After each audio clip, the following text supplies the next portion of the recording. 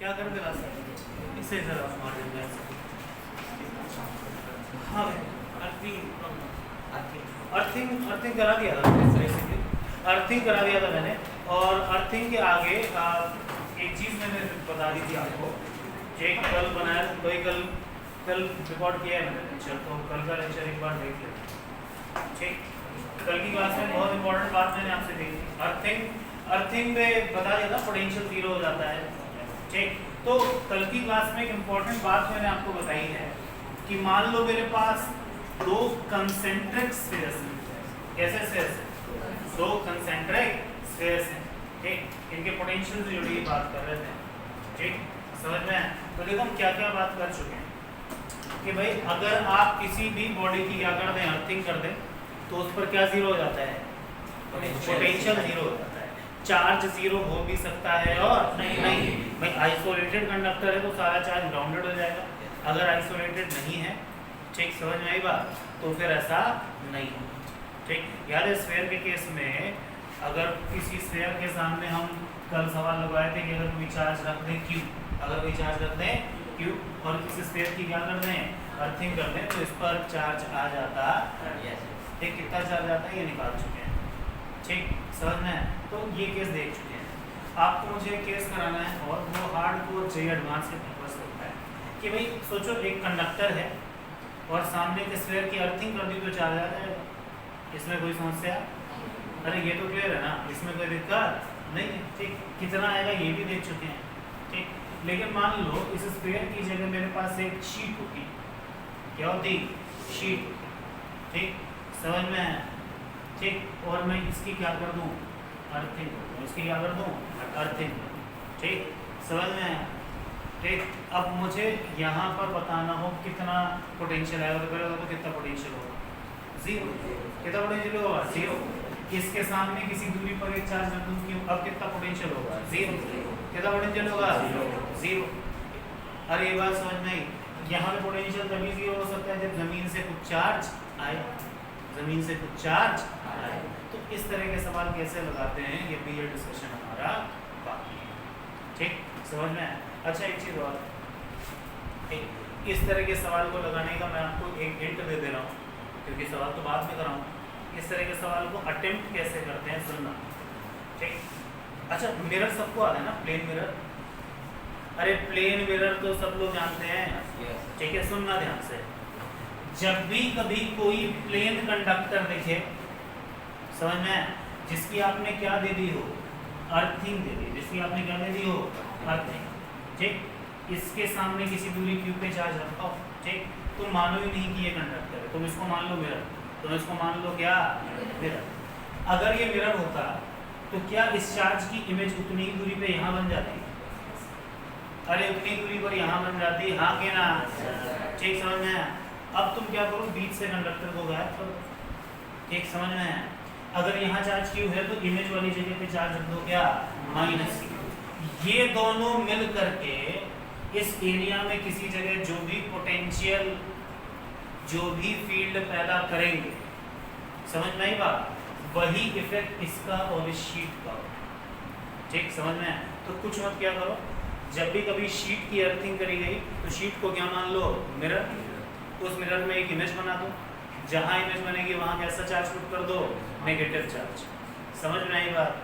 ठीक है, समझ में? तो अब जो गिवन पॉजिटिव चार्ज और इमेज वाला नेगेटिव चार्ज है, इनका जो भी बिहेवियर होगा वही हमारे इस असली सवाल का बिहेवियर होगा। समझ में? एक ट्रिक होती है सवाल को लगाने की। ठीक, कुछ क्वेश्चंस करके दिखाऊंगा तो आपको समझ में आ जाएगा। ठीक, कि भाई इस तरह के केसेस को कैसे हैंडल करते हैं। समझ में आई बात? क्या आगे बढ़ जाए यहाँ से? ठीक, तो चलो थोड़ा सा डिस्कशन आगे बढ़ाते हैं। तो हमने यहाँ पर देखा कि मान लिया हमारे पास दो स्फीयर्स हैं कंसेंट्रिक।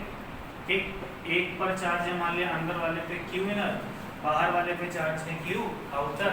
थोड़ा तेज स्पीड है आज की क्लास में। अंदर वाले पे आर इनर और बाहर वाले का रेडियस आर।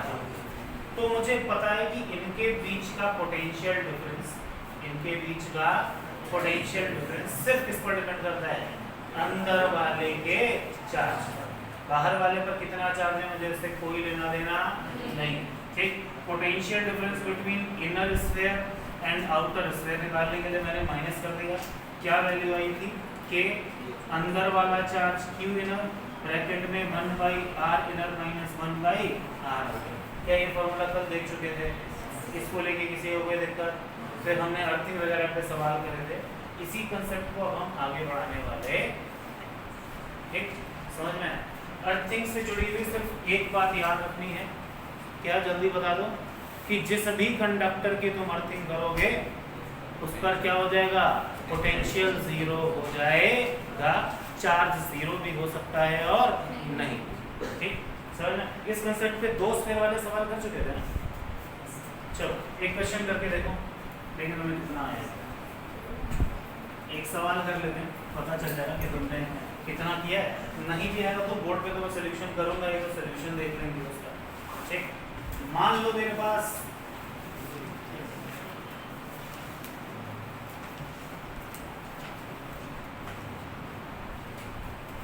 समझ में भाई दो स्फीयर से बिल्कुल कैविटी में एक चार्ज रख दिया क्यू।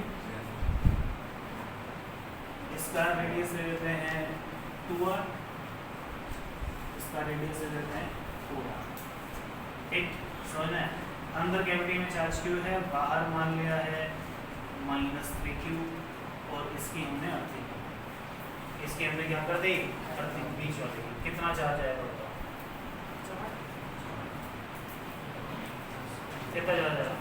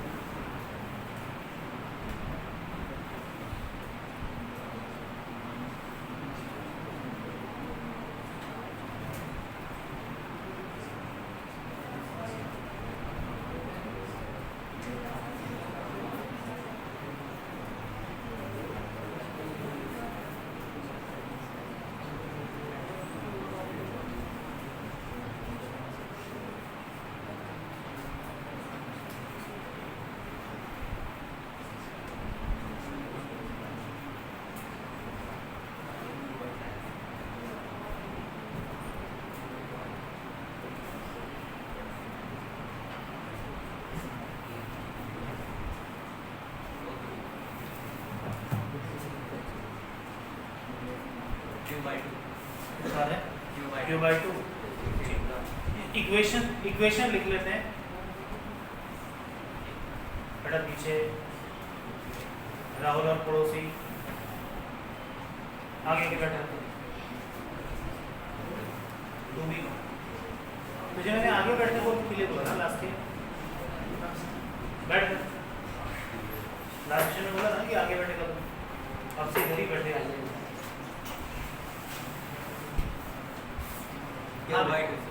हाँ q/2। चल इक्वेशन लिखें इसकी। चलो इक्वेशन क्या लिखते हैं? जिस भी स्फीयर की अर्थिंग करी गई है उसका पोटेंशियल क्या मान लेते हैं? 0। चलो मान लो इस पर कितना चार्ज आया है? कैपिटल। कितना चार्ज आया है? कैपिटल। तो इस वाले सरफेस पे पोटेंशियल किस वजह से होगा? कैविटी में मौजूद चार्ज की वजह से, हाँ कि ना?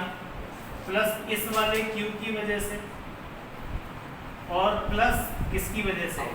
-3q की वजह से। प्लस किसकी वजह से? -3q। इनका सम कितना होना चाहिए?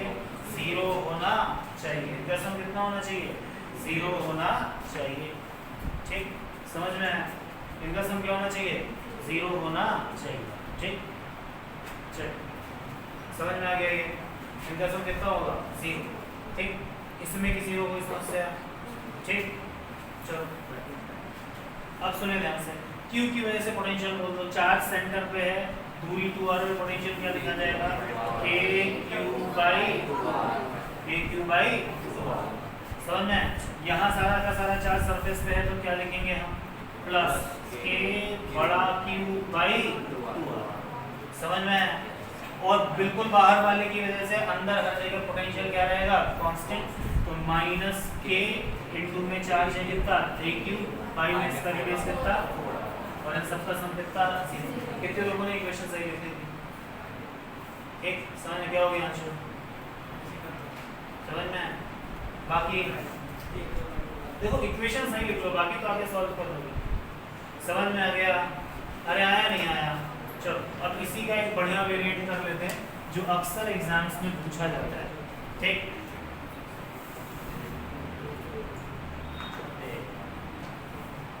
हाँ, जो अक्सर एग्जाम्स में पूछा जाता है, ठीक, समझ में है? मान लो 2 स्फीयर की जगह 3 स्फीयर ले, 2 स्फीयर की जगह क्या ले लें? 3। करेंगे तो ऐसे ही, करेंगे तो ऐसे ही। एक सवाल करा दे रहा हूँ, सिर्फ इक्वेशन लिख लें, ठीक, फिर कुछ नई बातें बताता हूँ आपको मैं। इधर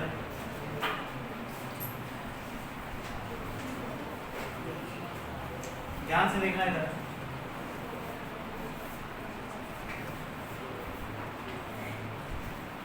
हाँ भाई, चलो इधर देखो।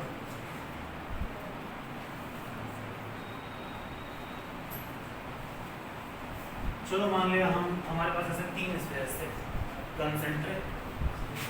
एक का रेडियस है r, इसका रेडियस मान लो है 2r, और बिल्कुल बाहर वाले का रेडियस 3r। 3 स्फीयर है, ठीक, समझ में आया? चलो इस पे चार्ज दे देते हैं q, इस पे चार्ज दे देते हैं कितना 4q, और इसकी क्या दे देते हैं? सुनना ध्यान से, कैविटी में चार्ज रख भी सकते हैं और नहीं भी। अरे कैविटी में चार्ज रख भी दे तो भी कोई फर्क पड़ने वाला नहीं, उसका भी पोटेंशियल लिख लेंगे। अरे ये बात समझ में आई? चलो मुझे बताओ यहाँ पे कितना चार्ज अपीयर होगा, इसकी अर्थ करिए आप।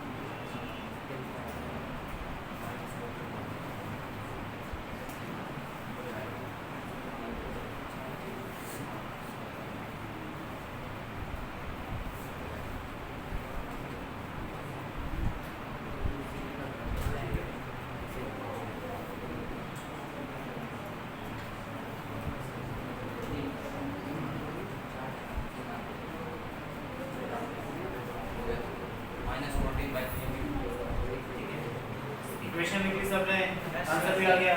चल इक्वेशन लिख ले, आंसर निकाल लेंगे आप समझ लो। चलो मान लेते हैं इस पे चार्ज आ गया कितना, छोटा q। कितना आ गया? छोटा q। तो इस पर क्या जीरो होना चाहिए? पोटेंशियल जीरो होना चाहिए, ठीक, समझ में है?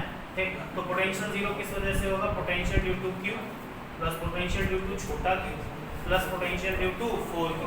इनकी वजह से क्या होना चाहिए? जीरो होना चाहिए। q की वजह से यहाँ पर पोटेंशियल बोल तो क्या लिखेंगे? k इनटू में कितना q बाई में कितना 2r। अरे भाई इस q के लिए ये जगह आउटसाइड है, अरे हाँ कि ना, प्लस जल्दी जल्दी k इनटू में छोटा q बाई में कितना 2r, प्लस k इनटू में छोटा q बाई में 2r। और बिल्कुल बाहर वाले के लिए क्या लिखेंगे? अरे क्या लिखेंगे? प्लस k इनटू में 4q बाई में कितना? बाई में कितना 3r, बाई में कितना? ये भी बेस है ना, k इनटू में 4q बाई में कितना 3r। कितने लोग इक्वेशन सही लिखते थे इस बार? देखो जब पोटेंशियल लिखने आना चाहिए, समझ में? पोटेंशियल लिखने रह सकता, पोटेंशियल लिखने आना चाहिए कि इस स्फीयर की वजह से कहां पर कितना पोटेंशियल लिखते हैं, ठीक। कंसेप्ट सिर्फ अब एक ही है कि इनका सम क्या होगा? 0। इनका सम क्या होगा? 0। आगे सॉल्व कर ले, आंसर आ जाएगा, ठीक, समझ में? अच्छा लॉजिकली सुनना, जैसे मान लो जब हम सिंपल कंडक्टर्स पढ़ रहे थे, या हम क्या पढ़ रहे थे? कंडक्टर्स पढ़ रहे थे कि भाई साहब मान लें इस एरिया में मटेरियल, इस एरिया में क्या है? मटेरियल। तो भाई जब यहाँ पे चार्ज रखते थे q, यहाँ पे चार्ज रखते थे कितना q, ठीक, तो ये सारा का सारा चार्ज कहाँ आ जाता था? बाहर। अरे ये सारा का सारा चार्ज कहाँ आ जाता था? अरे इसमें कोई समस्या है किसी को? ठीक। और जब हम रियल चार्ज डिस्ट्रीब्यूशन देखते थे तो हमने कहा था अगर ये q है तो यहाँ कैसा आएगा? माइनस q इनर सरफेस में, समझ में? यहाँ क्या आएगा? माइनस q, और बिल्कुल बाहर चला जाएगा कितना? प्लस q, बाहर चला जाएगा प्लस q, समझ में आया? ठीक। इस हिस्से में, मतलब इस कैविटी के आउटर सरफेस पे और आउटर बॉडी के इनर सरफेस पे मैंने कोई भी चार्ज बनाया नहीं था। ठीक, अच्छा अब सोचो ध्यान से, अगर यहाँ पहले से 2q चार्ज मौजूद हो, ठीक समझ में है, तो अंदर कैविटी में चार्ज रखा q, यहाँ -q और यहाँ पे 2q में q और क्या हो जाएगा, ऐड हो जाएगा, q और क्या हो जाएगा। अरे क्या इसमें कोई समस्या? ठीक, तो इस तरीके से हम चार्ज डिस्ट्रीब्यूशन बना लेते हैं, समझ में आया? अरे आया नहीं आया? तो जैसे मतलब बिल्कुल लॉजिकली फील करना, क्या यहाँ पर भी स्फेरिकल शेल्स में भी चार्ज डिस्ट्रीब्यूट होते हैं? अरे भाई ये शेल्स हैं, ठीक है, तो ये जो चार्जेस अपीयर हो रहे हैं कि कैसा चार्ज है, नेट चार्ज। कैसा चार्ज है? Net charge. लेकिन इस चीज की गारंटी है कि इस नेट चार्ज में कुछ चार्ज अंदर वाले सरफेस पे आ रहा होगा और कुछ चार्ज बाहर वाले सरफेस पे आ रहा होगा। अरे यार कुछ चार्ज इनर सरफेस पे आ रहा होगा और कुछ चार्ज कहाँ आ रहा होगा, आउटर सरफेस पे आ रहा। ठीक, समझ में? तो हमको कई बार पता करना होता है कि किसके इनर सरफेस पे कितना चार्ज आएगा और आउटर सरफेस पर कितना चार्ज आएगा। समझ में आई बात? अरे ये बात समझ में आई? ठीक, समझ में? तो हमें इनर सरफेस और आउटर सरफेस पर कितना चार्ज अपीयर हो रहा है इस बारे में बात करनी है। ठीक है, समझ में आया? ठीक, कि बॉडीज में या स्फेरिकल शेल में इनर और आउटर सरफेस पर कितना चार्ज अपीयर होता। ठीक, समझ में? स्टार्ट करें। ठीक, सुनना ध्यान से। पहले हम सिंपल केसेस देखेंगे जिसमें अर्थिंग नहीं करी। ठीक, समझ में? और फिर हम उसके बाद क्या करेंगे, अर्थिंग के साथ देखेंगे। ठीक, समझ में? अरे ये बात समझ में आई? क्या अर्थिंग के साथ हम ये क्यों लिखना जानते हैं? अरे क्या अर्थिंग के साथ ये क्यों लिखना जानते हैं? चलो स्टार्ट करें।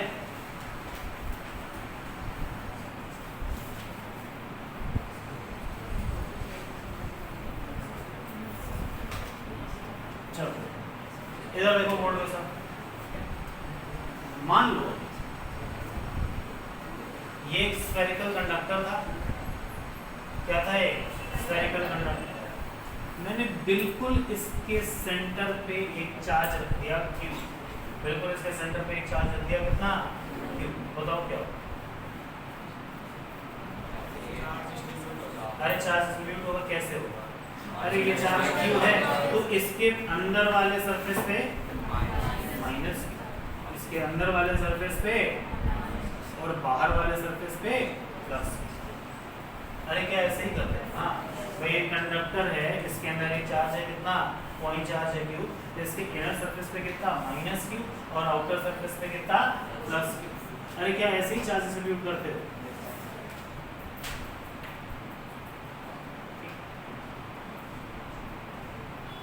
भाई यही करते हो ना कि अंदर यहाँ पे कितना -Q और बाहर कितना +Q। ठीक, अरे इसमें कोई समस्या? चलो अब मुझे सोच के बताना है। एक कंडक्टर है, ठीक, समझ में है? इसको मैं पहले से चार्ज दे देता हूँ 3। कितना दे देता हूँ? 3। पहले से चार्ज है कितना? 3। इसकी कैविटी में चार्ज है 3। अब बताओ कैसे चार्ज आएंगे? चलो इसको छोटा ही करो। चलो ठीक है, हाँ अब बिल्कुल लॉजिकल बात करते हैं। भाई गॉस थ्योरम क्या कहता है कि net charge inside the conductor कितना होना चाहिए? 0। तो अगर इनसाइड द कंडक्टर 0 होना चाहिए तो गारंटीड है यहाँ कैसा चार्ज आएगा? कैसा चार्ज आएगा? नेगेटिव। कैसा चार्ज आएगा? नेगेटिव। कितना नेगेटिव? -Q। और अगर यहाँ -Q है तो अंदर कितना आ जाएगा? 3Q। भाई ये नीचे वाले सरफेस है -Q, तो ऊपर वाले सरफेस पे उतना ही +Q, such that total charge surface पे क्या रहे? कांस्टेंट बना रहे। 3Q + Q और अंदर -Q, टोटल चार्ज अभी भी कितना है? 3Q। अरे टोटल चार्ज अभी भी कितना है? क्या ये बात समझ में आ रही है? क्या ये बात समझ में आती है सबको? ठीक है, समझ में? अरे आया नहीं आया? ठीक, ये 2 एग्जांपल उतारो। क्या इनर और आउटर सरफेस पे चार्ज लिख लेंगे? Yes sir. चलो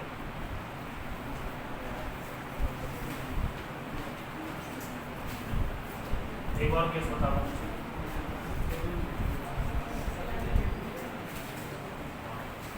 इधर देखो। चलो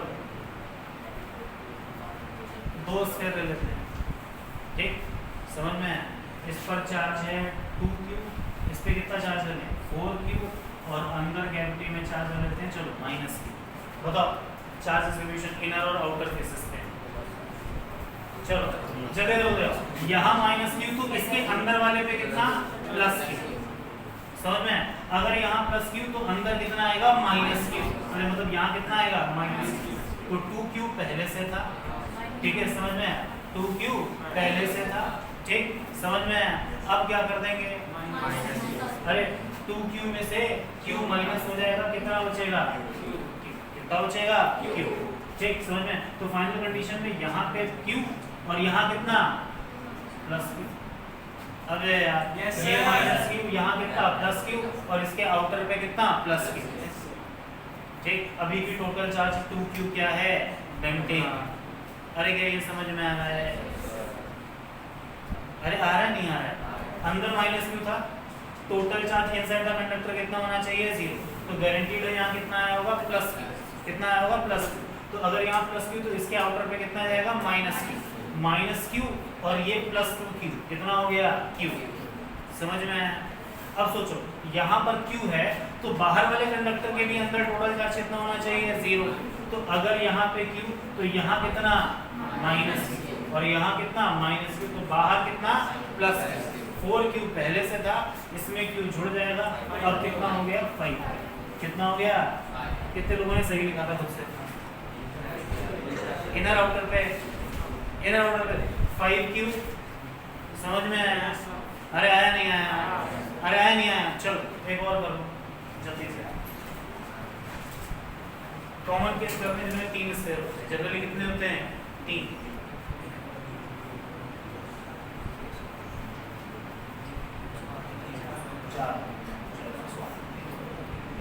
ठीक।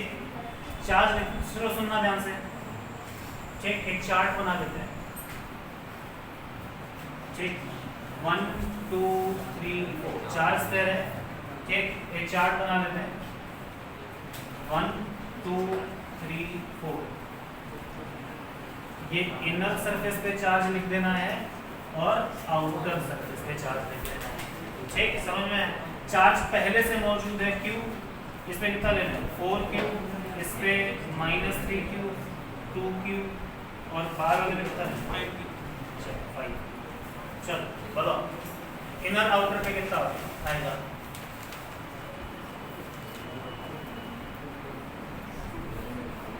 टेबल फिल करनी है हमें,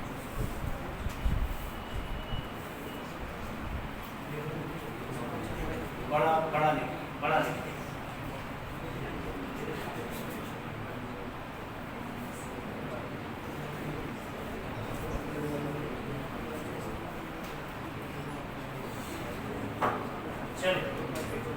लॉजिक क्या है जल्दी बताओ?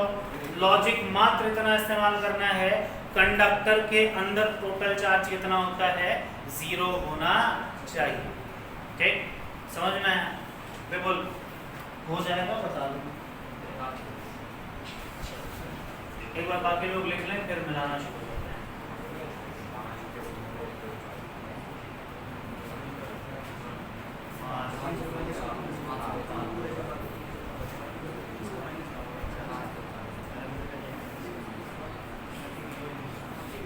थोड़ा अगर आप तेज करेंगे आज तो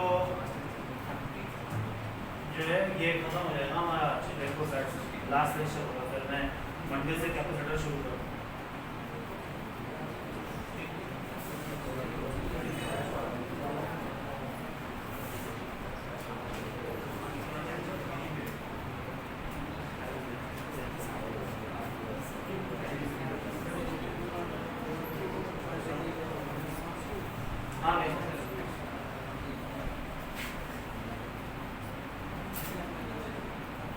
चलो लिखना शुरू करें,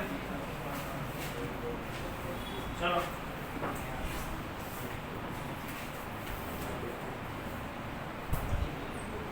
इनर और ये चलो लिखना शुरू करो।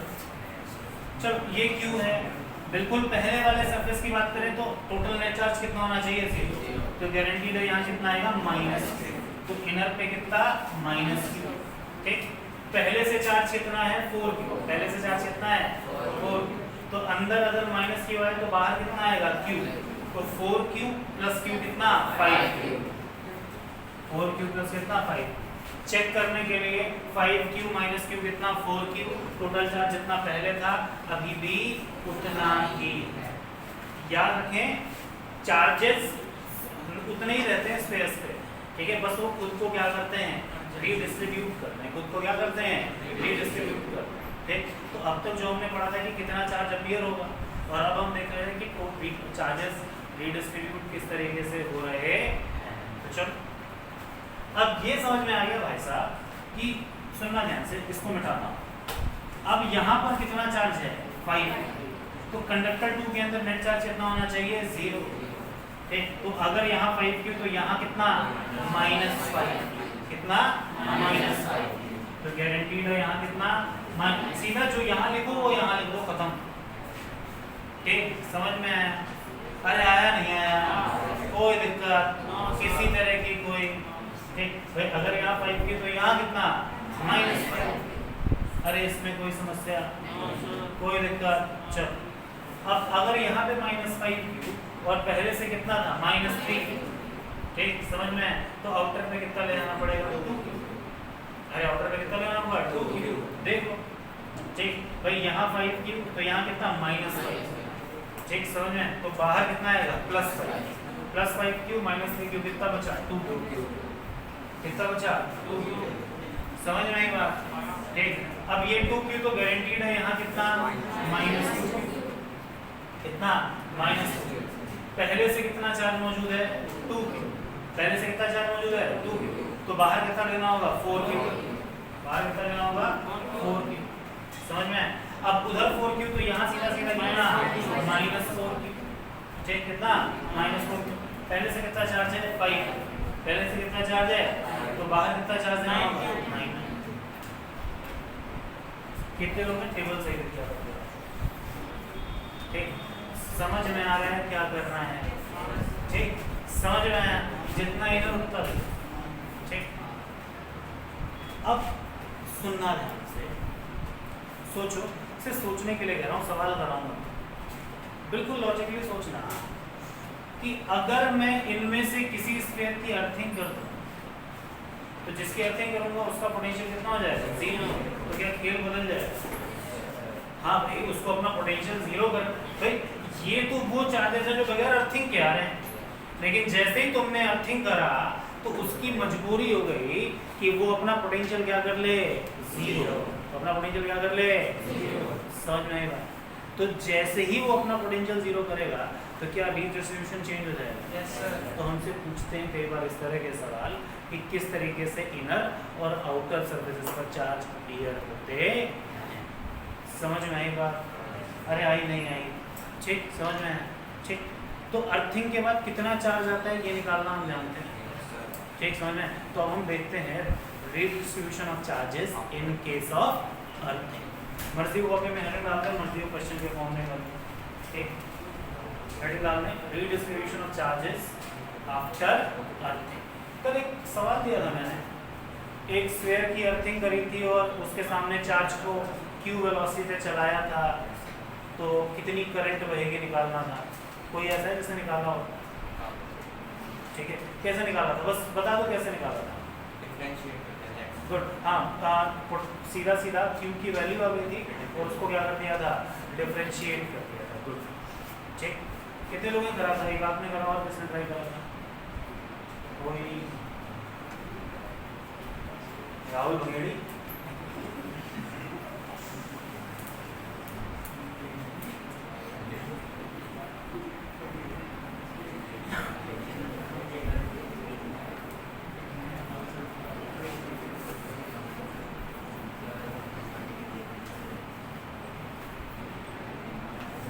हाँ चलिए स्टार्ट करें, स्टार्ट करें। इधर लगे बोर्ड पे, चलो सुनो ध्यान से सुनना। मान लो कंसेंट्रिक स्पेस लेते हैं, सिंपल केस करते हैं, 2 से स्टार्ट करते हैं फिर कंसेंट्रिक। क्या 2 वाला केस करना आप जानते हैं? एक उसमें कोई दिक्कत नहीं है। ठीक, कितने चार्जेस अपीयर होंगे ये आप लिख लेते हैं। चलो दो वाला केस करते हैं। अंदर चार्ज है Q, इसकी आपने क्या दे दी अर्थिंग, और बाहर चार्ज मान लो कितना है 3, बाहर चार्ज मान लो कितना है 3, इसका रेडियस है R और आउटर वाले का है कितना। ठीक, हमको बोला गया बताओ इनर सरफेस और आउटर सरफेस पर कितना चार्ज अपीयर हो। समझ में आई बात, समझ में आई। ठीक, अब देखो क्वेश्चन कैसे करो। सबसे पहले चार्ट बना लेते हैं। सबसे पहले क्या करते हैं, चार्ट बना लेते हैं। ठीक, ये स्फीयर नंबर 1, ये sphere number 2, sphere number 1, sphere number,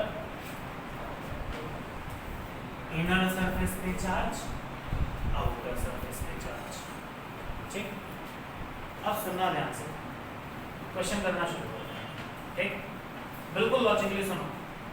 अंदर यहाँ चार्ज कितना हो Q, अंदर यहाँ चार्ज कितना हो Q, तो गारंटीड है कंडक्टर के अंदर की तरफ टोटल चार्ज कितना होता है 0। तो ये क्लियर है यहाँ कितना चार्ज आया होगा माइनस। क्या इसमें कोई समस्या है?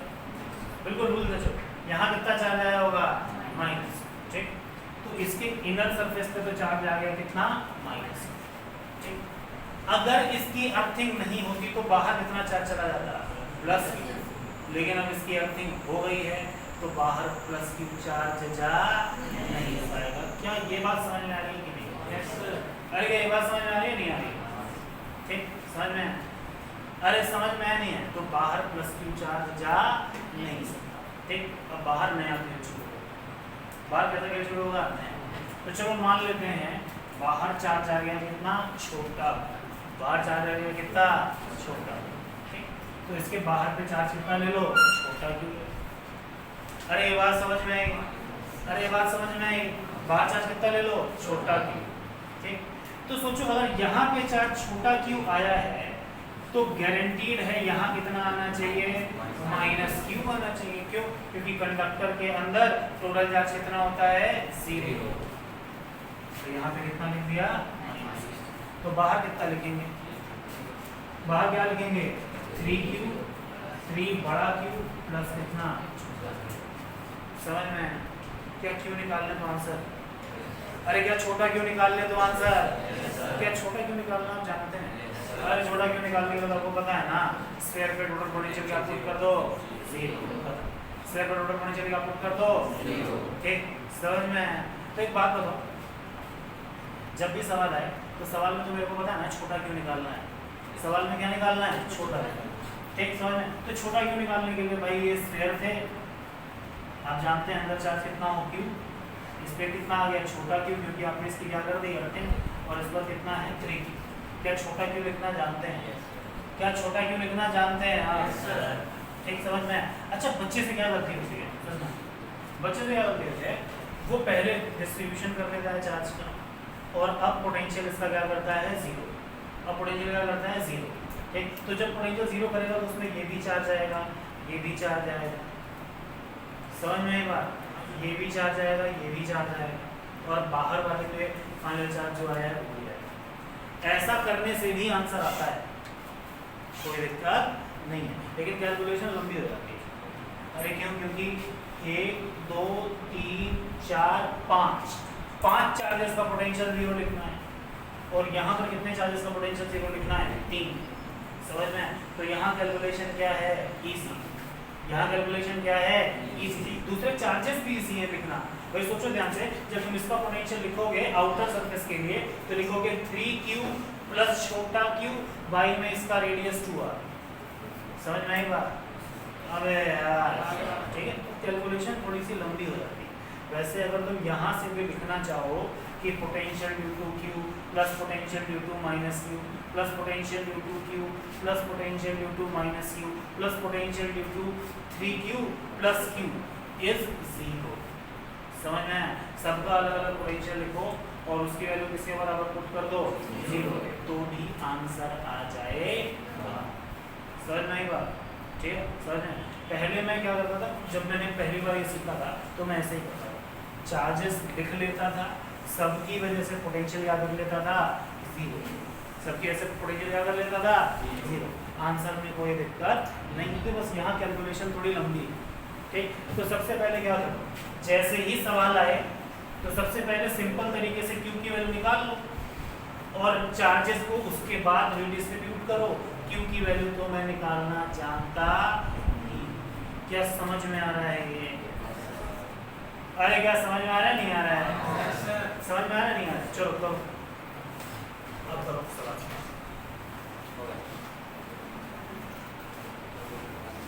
हो गया? अरे छोटे क्यू की वैल्यू निकालो, मारा दो, खत्म। अरे समझ में आया, नहीं आया? ठीक है, तो अब तक जो बातें हमने अलग अलग पढ़ी हैं, ये उसका एक कंबाइंड एप्लीकेशन है। ये उसका क्या है? Combined application.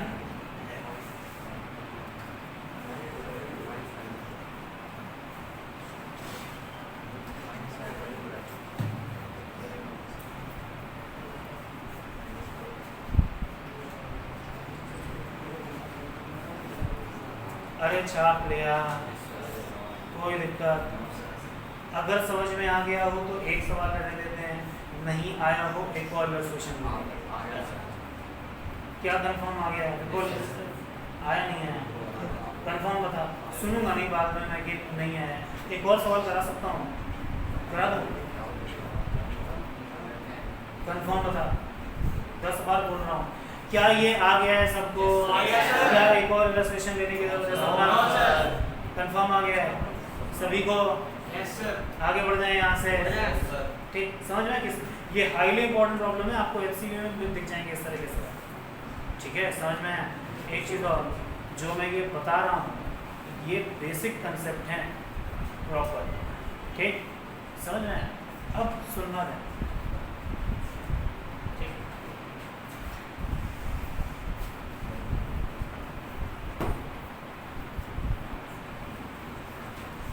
मुझे सोच के बताना, ये क्लियर हो गया ना आपको? अरे क्या ये समझ में आया? Yes sir. कोई दिक्कत? चलो, अब मान लो 2 स्पेस, मान लो कितने स्पेस हैं? 2 स्पेस। ठीक, समझ में आया? ठीक, सुनना ध्यान से, वही पुराना ज्ञान। इसका रेडियस है r और इसका रेडियस है 2r। इस पे चार्ज दे दूं, कितना दे दूं? q, और इस पे चार्ज दे दूं 8t। इस पे चार्ज दे दूं कितना? 8t। ठीक, समझ में आया? मुझे बताओ बेटा, कौन सा स्फीयर हायर, मतलब इनको ऐसे जोड़ दूंगा तार से तो करंट कहां से कहां जाएगी? ए से बी जाएगी या बी से? कितने लोग बोल रहे हैं ए से बी जाएगी? कितने लोग बोल रहे हैं बी से ए जाएगी? बी से बी से बी से ए। क्यों बी से जाएगी? क्योंकि उसके इलेक्ट्रॉन दो थप्पड़ मारूंगा, 1.5 जाएगा। करंट कहां से कहां जाती है? करंट कहां से कहां जाती है? हायर से लोअर। क्या 2 स्फीयर के बीच का पोटेंशियल डिफरेंस सिर्फ अंदर वाले के चार्ज पे डिपेंड करता है? अरे हाँ कि ना? कल कहा था मैंने, आज भी बोला है कि अंदर वाला चार्ज अगर पॉजिटिव है तो ये हायर पे होगा, और अंदर वाला अगर नेगेटिव है तो ये लोअर पे होगा। बाहर कितना चार्ज है मुझे कोई लेना देना नहीं है।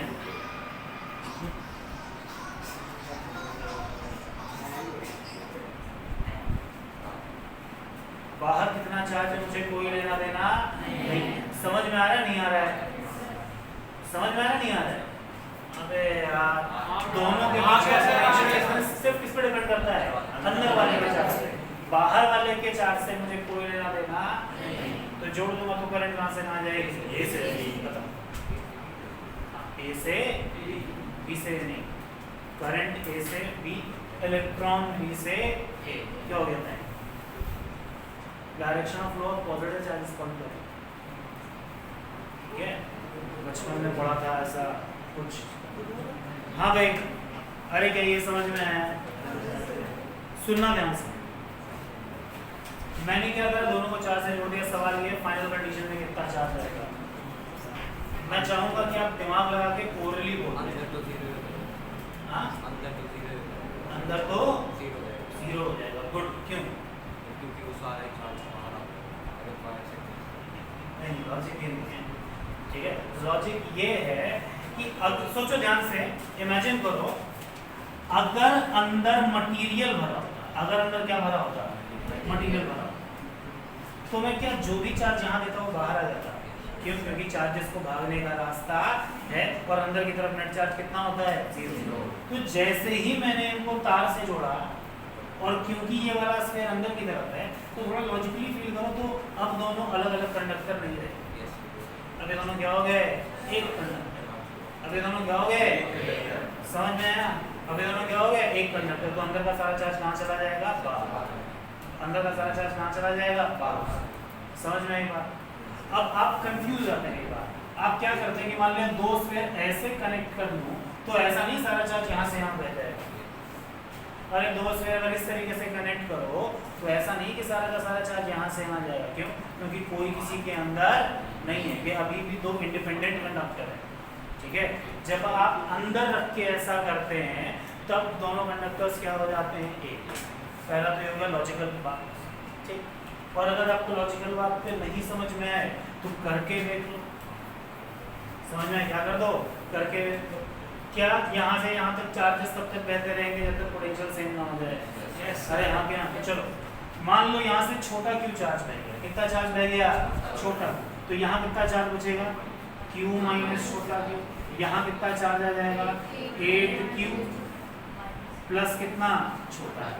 आगे ना दोनों का पोटेंशियल क्या होना चाहिए, सेम होना चाहिए। चलो इसका पोटेंशियल बोलो अंदर वाले का,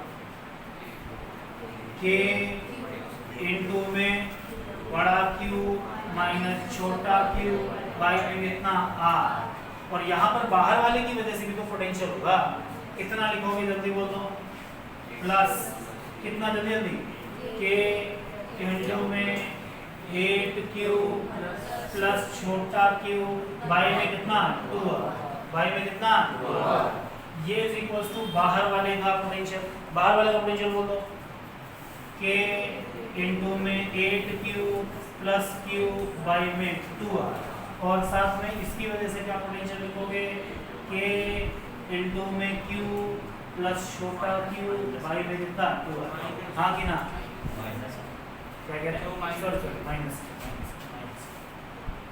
अरे हाँ कि ना, क्या ये और ये मार देंगे, ठीक। क्या सॉल्व करोगे तो तुम देखना छोटा क्यू मतलब क्यू बराबर किसके आ जाएगा, क्यू के। मतलब छोटा क्यू बराबर किसके, बड़ा क्यू के। सॉल्व करके देखो। समझ में आया? अरे समझ में आया? छोटा क्यू बड़ा क्यू की वैल्यू क्या आ जाएगी, सेम, ठीक है। अरे समझ में आया नहीं आया, सॉल्व करके देख लेंगे आगे, मिटा देंगे। तो अंदर का सारा चार्ज बैगे कहाँ चला जाता है, आउटर सरफेस पे। कहाँ चला जाता है, आउटर सरफेस, ठीक। कोई दिक्कत किसी भी प्रकार की, कोई किसी तरह की कोई दिक्कत? चलो तो आगे बढ़ो, ठीक। अच्छा, एनर्जी डेंसिटी बढ़ा चुका ना मैं आपको। अरे प्रेशर ही, इलेक्ट्रिक प्रेशर ही क्या होता है, एनर्जी डेंसिटी होता है, ठीक। समझ में? हेड डालते हैं एनर्जी डेंसिटी, हेड डालते हैं एनर्जी डेंसिटी, ठीक। सो ये थ्योरेटिकली सुन लेते हैं। बिल्कुल क्लियर है कि भाई साहब सरफेस को बनाने में जो भी एनर्जी खर्च होती है, सरफेस को बनाने में मतलब सरफेस के ऊपर चार्ज देने में जो भी एनर्जी खर्च होती है, ठीक है, वो क्या कहलाती है, सरफेस एनर्जी। कितनी होती है, kq/2r। कितनी होती है, kq/2r। किस केस में, हॉलो कंडक्टर के केस में। अरे कोई हॉलो स्फीयर है उसके केस में कितनी होती है, kq/2r। सारी एनर्जी कहाँ से कहाँ तक फैली होती है, सरफेस से लेकर के, हाँ सर भाई, kq²/2r। एक हॉलो स्फीयर जिसका रेडियस हो कितना r और चार्ज कितना हो q, उसकी सरफेस एनर्जी लिखते हैं kq²/2r। एनर्जी कहाँ से कहाँ तक फैली होती है, सरफेस से लेके इनफाइनाइट तक, सरफेस से लेके इनफाइनाइट तक, ठीक। अगर एक आपके पास सॉलिड मटेरियल हो, ठीक, जिसके अंदर बाहर दोनों चार्ज हो, तो एनर्जी टोटल कितनी होती है, kq²/2r। कुछ हिस्सा अंदर कुछ हिस्सा बाहर, कुछ हिस्सा अंदर कुछ हिस्सा, कितना अंदर कितना बाहर? हाँ but k Q square by 10r किधर की तरफ? अंदर की तरफ, और बाकी सारा का सारा कहाँ?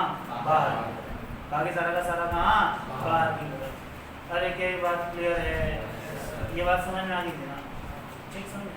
अब ये जो एनर्जी है ये बाहर फैली रहती है, ये एनर्जी कहाँ फैली रहती है? बाहर फैली। ठीक समझ में? किसके फॉर्म में? इलेक्ट्रिक फील्ड के फॉर्म में। तो एनर्जी डेंसिटी का मतलब होता है energy stored per unit volume, energy stored per unit volume. और आप जानते हैं energy stored per unit volume को हम क्या कहते हैं? प्रेशर। क्या कहते हैं? प्रेशर। समझ में आई बात? तो जो इलेक्ट्रिक प्रेशर का फॉर्मूला था वही किसका फॉर्मूला होगा? एनर्जी डेंसिटी का। वही किसका फॉर्मूला होगा? एनर्जी डेंसिटी का। ठीक समझ में? यानी क्या? हाफ एप्सिलॉन नॉट ई, ई कौन सा ई? ई नेट का स्क्वायर। अरे किसका स्क्वायर? ई नेट का स्क्वायर। अरे समझ में आया?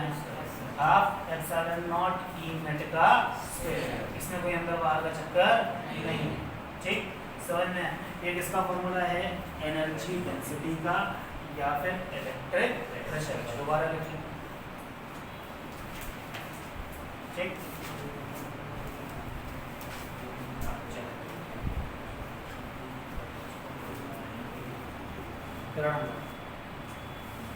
इसमें देखें टाइम 46। हाँ 46। चलिए ठीक। अभी के लिए बस यहाँ तक।